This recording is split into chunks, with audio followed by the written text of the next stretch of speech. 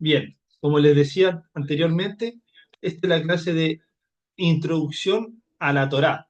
¿Por qué introducción a la Torá? Porque vamos a ver las primeras cinco clases, que es lo que es Génesis, vamos a ver Éxodo, Levítico, Números y Deuteronomio. Entonces vamos a ver los cinco libros, los cuales son la Torá o Pentateuco, como quieran llamarlo. Acá vamos a dar las indicaciones por qué se llaman así.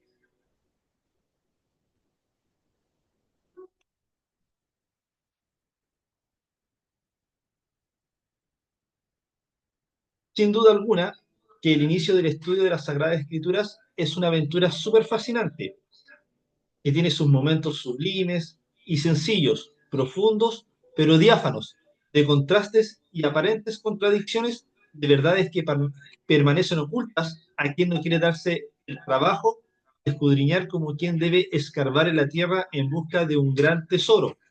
Entonces nos damos cuenta,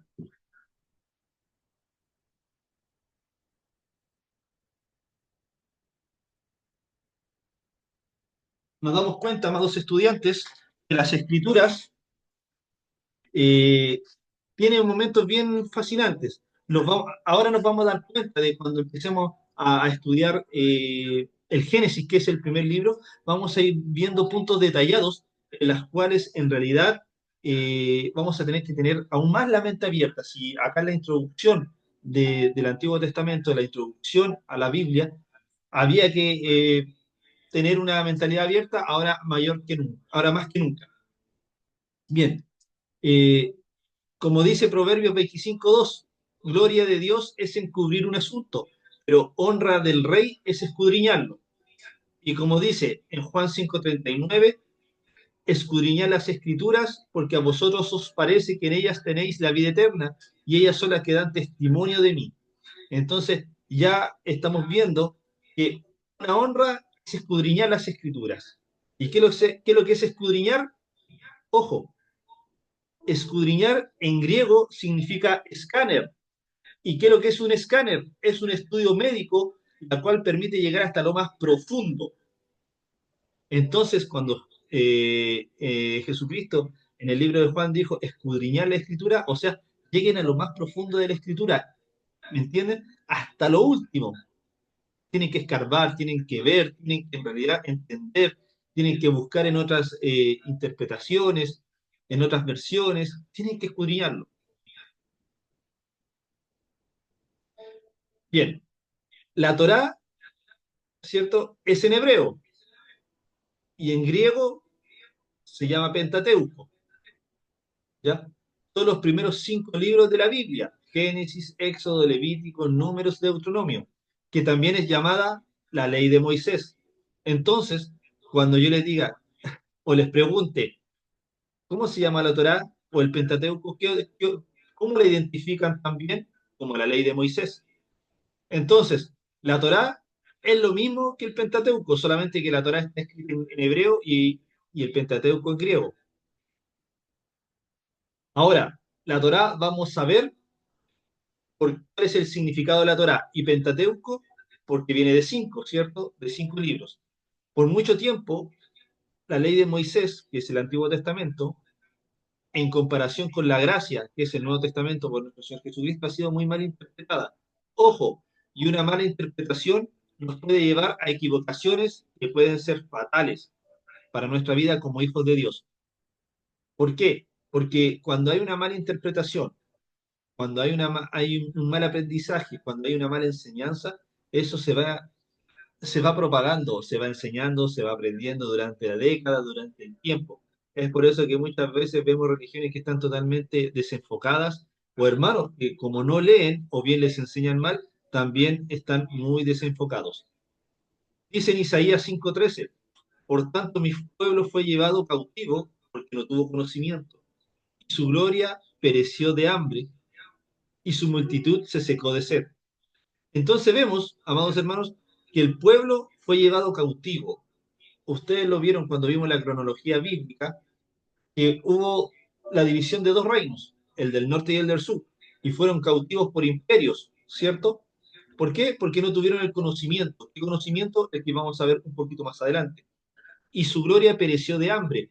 ¿Por qué? Porque ellos tenían una gloria enorme, una gloria divina, pero con su falta de conocimiento, con su desobediencia, no pudo perdurar. Y dice, y su multitud se secó de sed. Isaías 5:13. Ahora, en Oseas 4:6 dice, mi pueblo fue destruido porque le faltó conocimiento. Por cuanto desechaste el conocimiento, yo te echaré del sacerdocio. Y porque olvidaste la ley de tu Dios, también yo me olvidaré de tus hijos. Entonces, imagínense, esto es más fuerte todavía, porque dice, que el pueblo fue destruido porque le faltó el conocimiento. ¿Pero por qué le faltó el conocimiento? Porque desechaste el conocimiento, no quisiste el conocimiento, o bien lo sabías pero no hiciste caso. Y dice, yo te echaré del sacerdocio, y porque olvidaste la ley de tu Dios, o sea, también yo me olvidaré de tus hijos. Entonces esto va de generación en generación, ojo con eso, porque lo que hacemos mal nosotros también es perjudicial para nuestros hijos.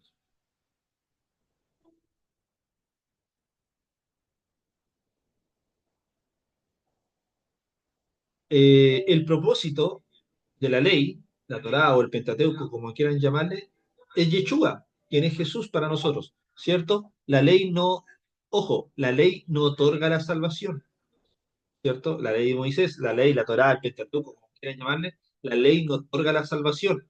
Sin embargo, es nuestra base de integridad para ser un buen hijo de Dios y nos revela el conocimiento del pecado en nuestras vidas. Además, es una clara manifestación de una fe viva que ha creído y obedecido a la voluntad de Dios. Esto nos conduce a la fe. ¿A quién? A Yeshua, a Jesús. Y ese es el camino a la salvación y vida eterna. Lo podemos comprobar en Romanos 3:20.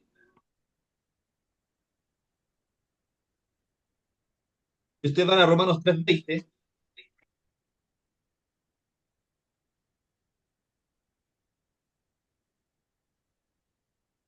dice, ya que por las obras de la ley ningún ser humano será justificado delante de él, porque por medio de la ley es el conocimiento del pecado. Entonces, la ley no nos sirve para la justificación como salvación, pero sí es, como les dije anteriormente, es una base de integridad. Si ustedes quieren obedecer bien, la ley es muy buena para obedecer, pero también lo tienen que hacer bajo la revelación de nuestro Señor Jesucristo, bajo la gracia. Dice en Mateo 3:9, y no penséis dentro de vosotros mismos, a Abraham tenemos por padre, porque yo os digo que Dios puede levantar hijos de Abraham aún de estas piedras. ¿Qué es lo que quiere decir eso? ¿Alguien me puede decir qué es lo que quiere decir ese pasaje bíblico de Mateo 3:9?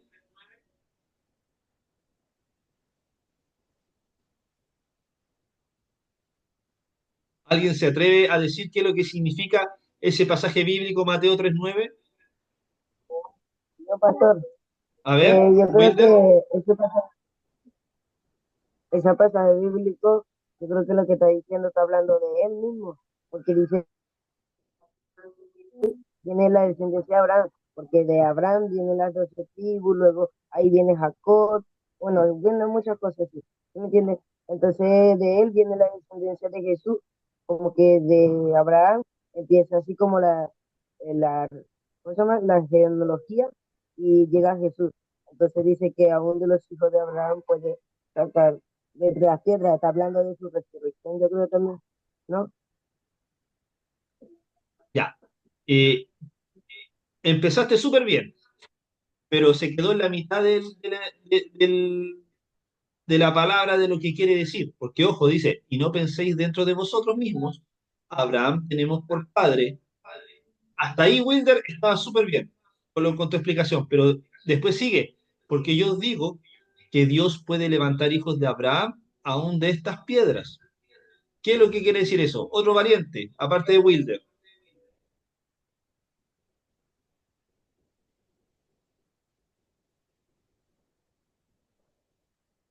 Bien, quiere decir que cualquiera puede, puede levantar la mano, puede pensar, puede decir, puede gritar, puede exclamar, le puede decir a otra persona, no, si yo soy cristiano, no, yo voy a la iglesia.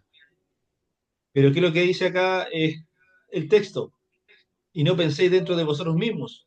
Abraham tenemos por padre, porque yo digo que Dios puede levantar hijos de Abraham aún de estas piedras. ¿Qué es lo que quería decir Juan el Bautista?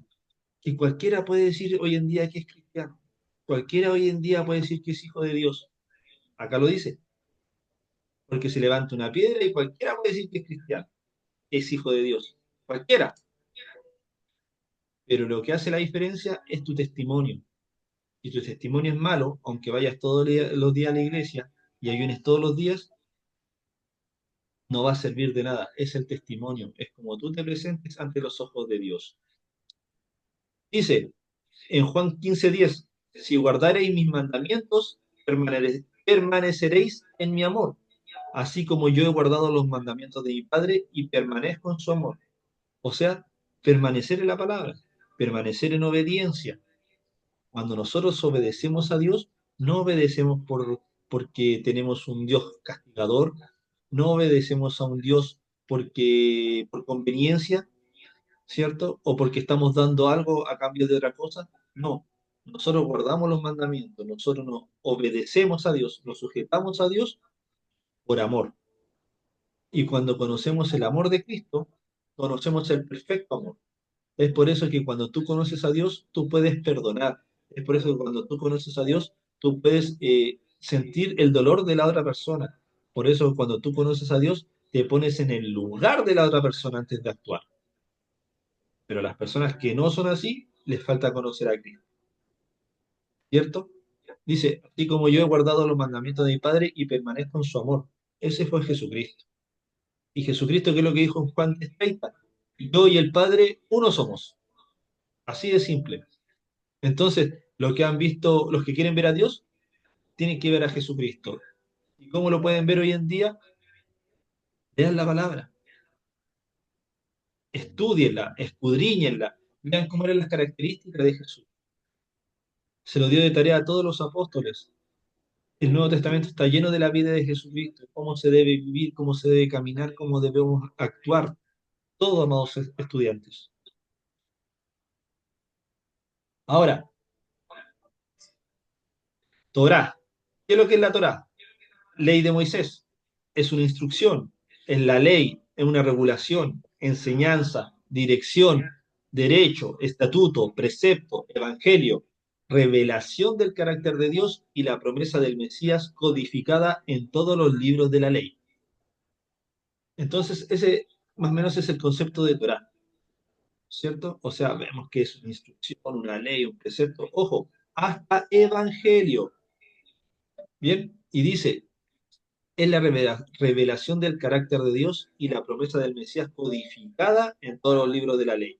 ¿Por qué? Porque no solamente en los libros de la ley, sino que también en los salmos, también, que son libros poéticos, y también en los libros proféticos, en los libros históricos. Todos hablan de un Mesías, todos hablan de alguien que iba a venir, ¿cierto? Jesucristo.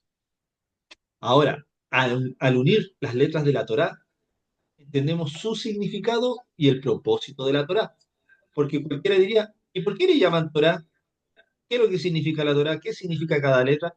Recordemos que en hermenéutica vimos el significado, ¿cierto? Vimos la gematría, la simbología, ¿cierto? La numerología. Y todo esto va para allá. Todo tiene un significado. Por eso es la, la codificación. Todo tiene un significado. Todo está hecho bajo código. Por ejemplo, Torá, la T es igual a Tab. Y eso significa marca, pacto o señal. ¿Y cuál es el pacto o señal? En la forma de la cruz. Ahora, la O significa Bab, y eso es igual a clavo, pegado o asegurado. Entonces ya vamos imaginándonos a dónde va el nombre de Torah, el origen de Torah. Ahora, la letra R significa Resh, es igual a persona, cabeza o primero. La letra A significa Aleph, líder, fuerte, eso significa. Y la H significa hey, que significa he aquí. Y ese aquí es el significado de un hombre con manos extendidas cerca de revelar algo. Entonces la Torá es revelar la persona de un líder fuerte asegurado con clavos en la cruz como pacto. Imagínense toda la profundidad en lo que significa Torah. ¿Van entendiendo? ¿Me entienden? Entonces, todo tiene un significado, toda la parte del Antiguo Testamento que vamos a ver de ahora en adelante, todo tiene un significado, todo, absolutamente todo. Ahí lo pueden ver letra por letra.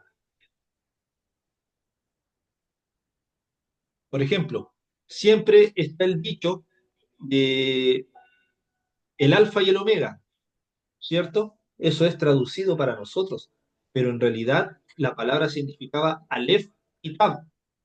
Aleph, que es el principio, y Tab es el fin del pacto. Entonces, cuando ustedes vean alguna Biblia hebrea, Torah, ¿cierto? Escrito en hebreo, no va a decir alfa y omega, va a decir Aleph y Tab. Ahora, ¿cuál es el propósito de la Torah? ¿Quién me puede decir cuál es el propósito de la Torá? ¿Cuál es el propósito del Pentateuco? ¿Cuál es el propósito de la ley de Moisés, que es lo mismo? ¿Quién me puede decir eso? Revelar el pacto a través de Jesús. ¿Cómo? ¿Cómo? Ay.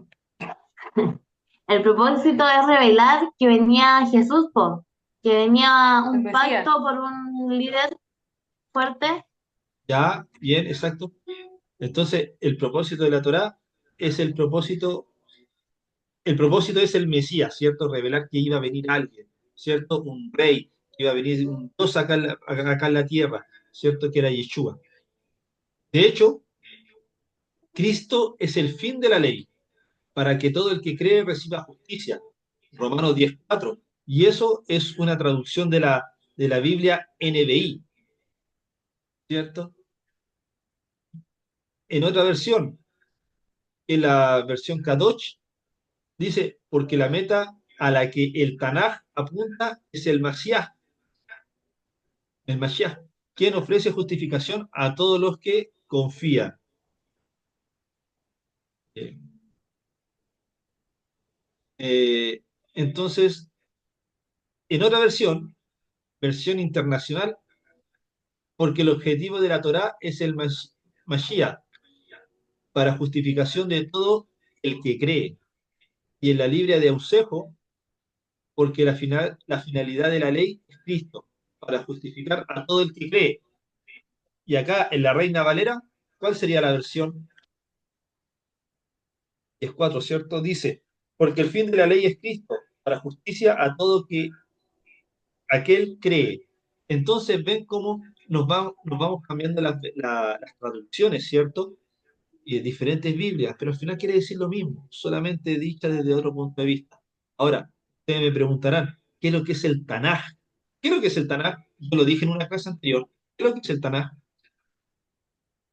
Cultura general, ustedes van a ser teólogos. ¿Qué es lo que es el Tanaj?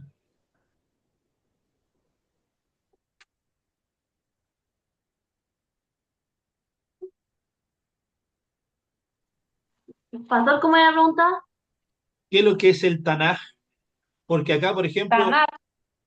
el Tanaj, porque acá, por ejemplo, en Romanos 10:4, que es la Biblia Kadosh, la traducción dice, porque la meta a lo que el Tanaj apunta es el Mashiach, quien ofrece justificación a todos los que confían. Ah, Tanakh. Ah, em, ¿la ley? No.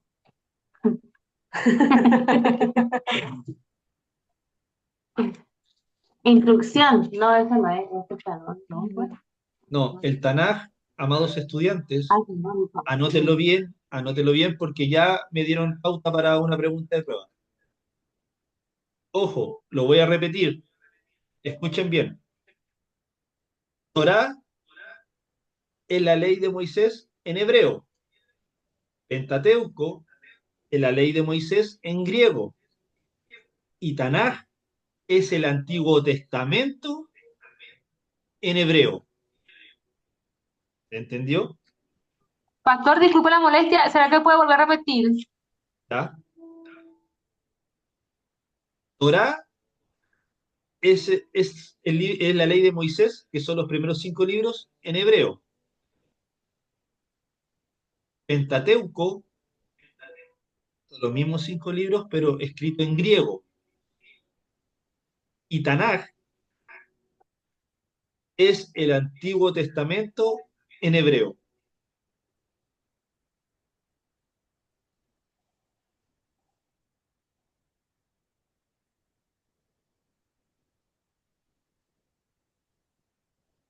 ¿Bien?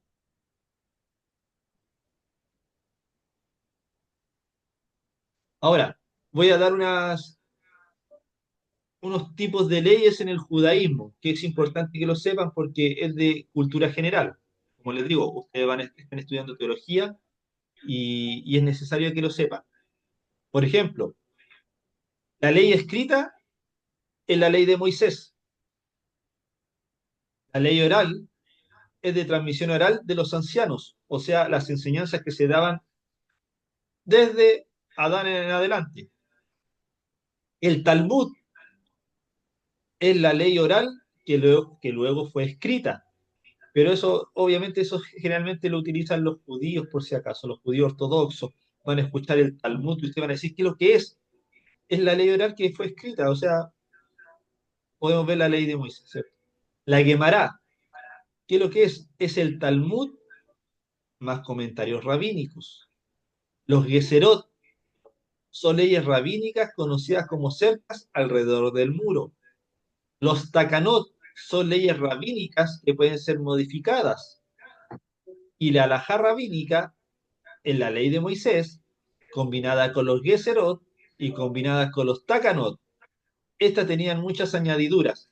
Ahora, ¿por qué les digo que esto es de cultura general, amados estudiantes? Para que vean ustedes que antiguamente no se regían solamente por la ley de Moisés. Cuando ellos decían, cuando está escrita la ley,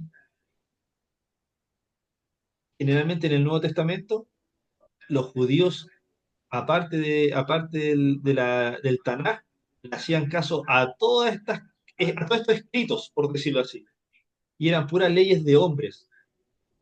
Entonces, por eso había gran altercado, había gran confusión para cuando vino nuestro Señor Jesucristo.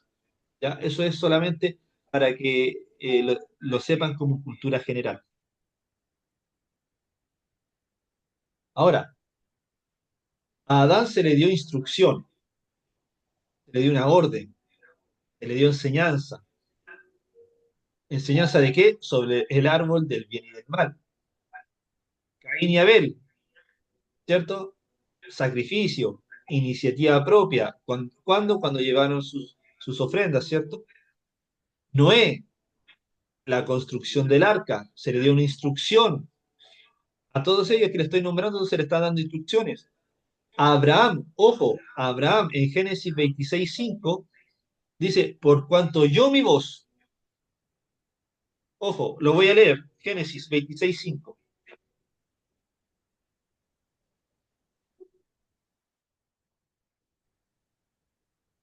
26:5 dice, por cuanto oyó Abraham mi voz y guardó mi precepto, mis mandamientos, mis estatutos y mis leyes. También sale acá escrito diezmo. ¿Por qué? Porque Abraham fue la primera persona que diezmó. Entonces, ¿cómo iba a diezmar si todavía no sabía? ¿Cómo creen ustedes?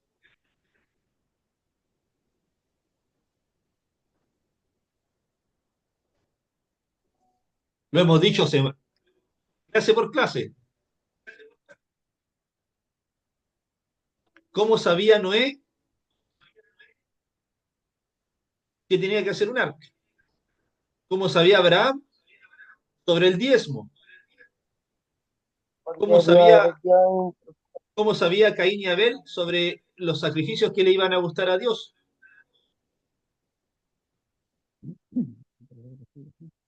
¿Quién dice yo?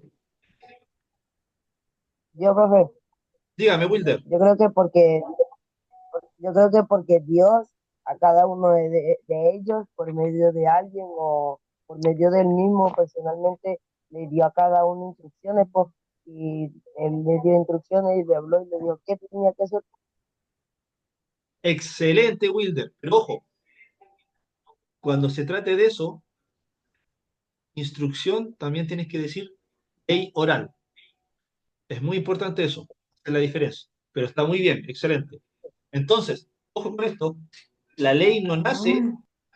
en el monte Sinaí con Moisés, según las raíces hebreas, nace en la creación del hombre.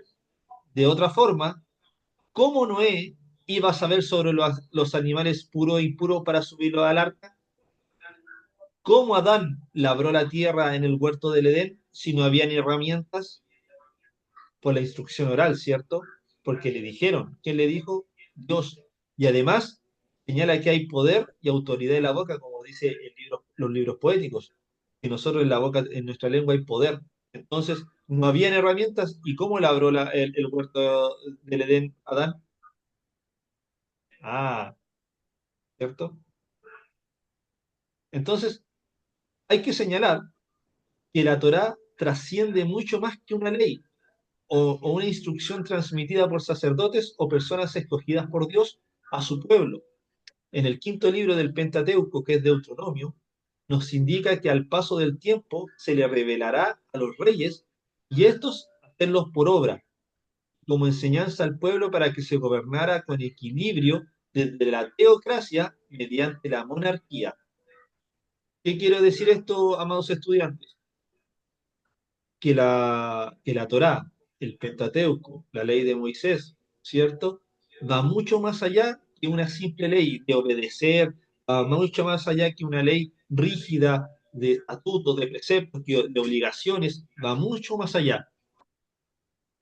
Es, podemos decir que nos indica, ¿cierto?, lo que tenemos que hacer por obediencia, lo que le agrada a Dios, cómo podemos estar en realidad caminando bajo la voluntad de Dios. Obviamente en esos tiempos era muy rígido, ¿cierto? Por eso vino la gracia para nosotros. Pero, ¿por qué en el Antiguo Testamento usted ven muchas guerras? ¿Por qué ven muchas disensiones, cautiverios? ¿Por qué creen? Alguien que enciende el micrófono. ¿Por qué? Esa era la consecuencia de, pero ¿cuál era el origen de por qué se generaba todo esto?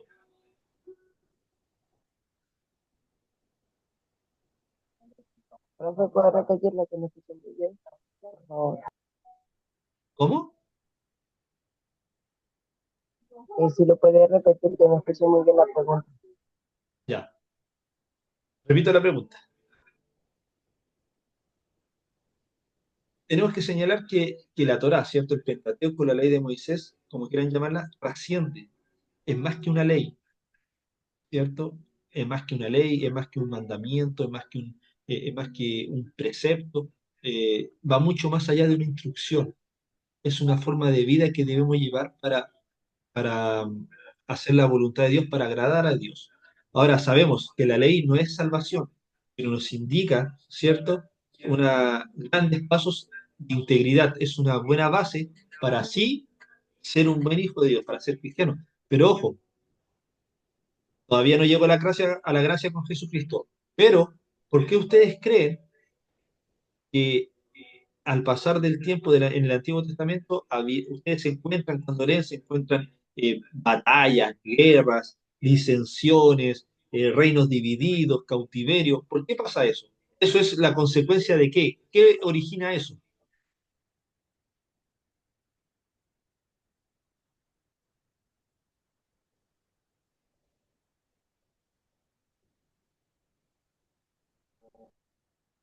Profe, La yo creo que consecuencia es ay, Lauris, dígame. bastante. Eso es, Scarlett, Carle. Scarlett. Yo pienso que es la consecuencia de trascender lo que se nos dice y también que el Señor quiere que sepamos que Él es un Dios que salva. O sea, quiere saber que dependemos de Él todo el tiempo. No va por ahí la respuesta. Por ahí no va. profe, yo creo que Tiene algo, pero no va hay por dos ahí. cosas muy claras. Wilder, ¿qué Yo cosa? creo que hay dos cosas muy claras. Una yo creo que sería el pecado, pero la otra yo creo que sería la falta de escuchar, porque muchas veces uno no escucha bien o no escuchaban bien, no querían entender lo que Dios, la instrucción o la ley oral que Dios le daba, y por eso ¿cómo se llama? Generaba todo esto, porque la falta como escuchar la ley oral que Dios le dio, o que la persona a través de que Dios usó la persona para que le dieran falta de Dios en nuestra vida. ¿Ya? Igual iba por ahí, igual va por ahí, Yo creo que es la falta de Dios en nuestra vida. ¿ya? ¿Sí? Miren, como dice el hermano Arnold, como dijo Wilder, como dijo Scarlett, pero ¿cuál es el origen de todo esto? ¿Cuál es el origen de todo esto? Como ustedes dijeron, pero también el origen es que en el libro de Deuteronomio nos indica que al paso del tiempo la palabra se le tiene que revelar también a los reyes. Y esto es hacerlos por obra, como enseñanza al pueblo, para que se gobernara con equilibrio, desde la teocracia mediante la monarquía, o sea, desde la ley de Dios, pero mediante el reinado. O sea, los reyes tenían que enseñar la Torá, tenían que enseñarle al pueblo a amar a Dios, pero los reyes no escribieron. Y ojo, el rey tenía que escribir la Torá a manito y después enseñarla, pero es lo que no se hizo. Desobediencia, imagínense, ese origen de desobediencia, todo lo que vino después, ¿cierto? Nos dio pauta para que escribieran el Antiguo Testamento. Fíjense, Deuteronomio capítulo 17, versículos del 18 al 20, y cuando se siente sobre el trono de su reino, está hablando de un rey, no está hablando específicamente de Jesucristo, está hablando de los reyes de ese tiempo, entonces escribirá para sí en un libro una copia de esta ley, del original que está al cuidado de los sacerdotes levitas, y lo tendrá consigo, y leerá en él todos los días de su vida para que aprenda a temer a Jehová su Dios, para guardar todas las palabras de esta ley y estos estatutos para ponerlos en obra, para que no se eleve su corazón sobre sus hermanos, ni se aparte del mandamiento a diestra ni a siniestra, a fin de que prolongue sus días en su reino, él y sus hijos, en medio de Israel. Era obligación del que saliera rey, tenía que enseñar la ley de Dios, la ley de Moisés. Y como les dije, es de generación en generación, porque dice al final que prolongue sus días, reino, sus hijos y el pueblo. Entonces, la desobediencia trae todas estas consecuencias. Es por eso que es necesario ser obediente, es necesario leer la palabra del Señor, es necesario entender lo que Dios nos quiere decir. Y contentísimo por eso, porque por eso todos estamos acá, aprendiendo de la palabra del Señor. Ahora, nadie es salvo por las obras de la ley, como lo dijimos anteriormente, porque somos salvos por gracia, por obra y por los méritos de Yeshua, al morir en la cruz del Calvario. Nosotros no hemos hecho ningún mérito para ser salvos, amados estudiantes. Solamente la gracia, nuestro Señor Jesucristo, ¿cierto? Como lo dije anteriormente, nadie es salvo por la ley, pero sí es una muy buena base para ser íntegros. Nosotros obtenemos salvación y somos justificados por la fe, pero la fe no muerta, sino la fe viva, que se expresa a través de las obras. Entonces ustedes me dirán, pero pastor, pero si usted dijo que por la obra, no. Obra sin fe es una obra muerta, pero cuando usted tiene fe, hace obras por medio de la fe. Santiago 2:18, ¿qué es lo que dice?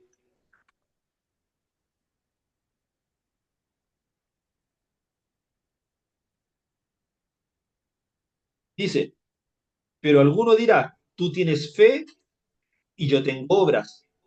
Muéstrame tu fe sin tus obras y yo te mostraré mi fe por mis obras. Cuando tú tienes fe en algo, tú vas y llevas y haces obras, pero no para que te mire la gente, sino porque te mueve el corazón de Dios en tu vida. Son obras de amor, son obras de fe, son obras que son agradables a Dios. No esas obras que son para llamar la atención, para jactarse, no. Cuando cuando el Señor, el Espíritu Santo, pone el hacer y el querer por su propia voluntad en tu vida, tú empiezas a hacer obras de acuerdo al Espíritu Santo. Eso es agradable a Dios. Por eso es que nosotros tenemos que tener claro qué es lo que quiere el Señor, cuál es mi propósito en Dios. ¿Qué es lo que quiere Dios para mí? ¿Qué es lo que tengo que hacer el día de hoy para Dios? Pero para eso tenemos que estar orando, para eso tenemos que estar ayunando, para eso tenemos que ser obedientes, ¿me entienden?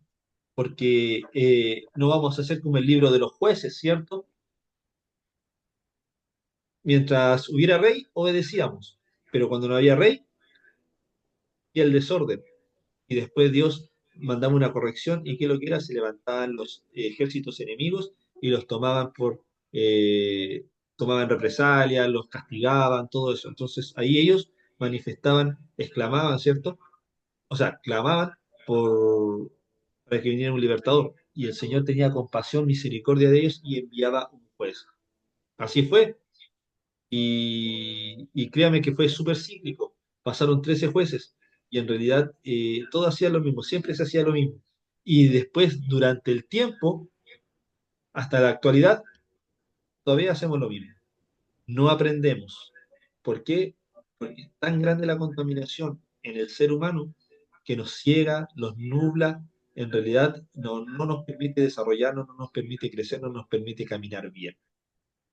Bien, amados estudiantes, esta fue la introducción a la Torá, introducción al Pentateuco, introducción a a la ley de Moisés, a los cinco rollos, como quieran llamarle. Ahora, ¿hay alguna consulta, alguna pregunta con respecto a la introducción a la Torá?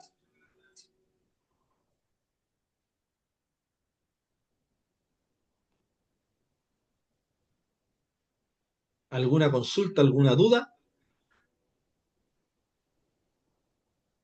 Parece que no.